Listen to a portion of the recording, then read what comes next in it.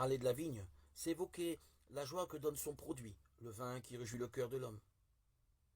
Dans les pays de vignobles, elle implique un rude travail permanent, mais ceux qui s'y adonnent ont avec la vigne une relation dépassant la simple utilité. Ils aiment leur vigne. On comprend que la relation du vigneron à sa vigne soit devenue une image forte du lien d'amour qui unit Dieu à son peuple.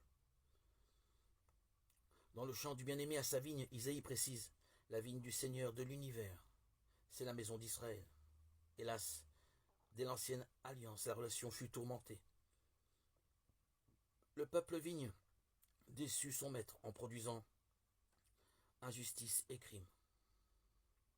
Quand il sent la menace s'appesantir sur lui de la part des autorités religieuses de son peuple, Jésus n'hésite pas à les comparer à des vignerons sans scrupules qui accaparent la vigne à leur profit. La tension monte entre eux et le maître de la vigne qui, après leur avoir dépêché ses serviteurs en qui on peut voir les prophètes, leur envoie son propre fils. Hélas, encore, cela tournera au drame.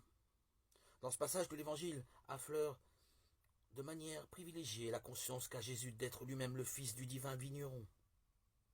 Mais le crime dont il sera bientôt victime ne sera pas le dernier mot des relations tourmentées entre Dieu et son peuple. À la méchanceté humaine succédera, grâce à la miséricorde de Dieu, une nouvelle étape, celle du peuple nouveau, produisant des fruits qui plaisent au maître de la vigne. Une autre image va exprimer cette heureuse issue. La pierre qu'ont jetée les bâtisseurs est devenue la pierre d'angle. Psaume 117. Citation d'un psaume souvent utilisé pour désigner la résurrection du Christ. Alors, tout ce qui est juste et pur, tout ce qui est digne d'être aimé et honoré, sera pris en compte par le peuple nouveau qui, malgré ses faiblesses, fera la joie du Dieu de la paix.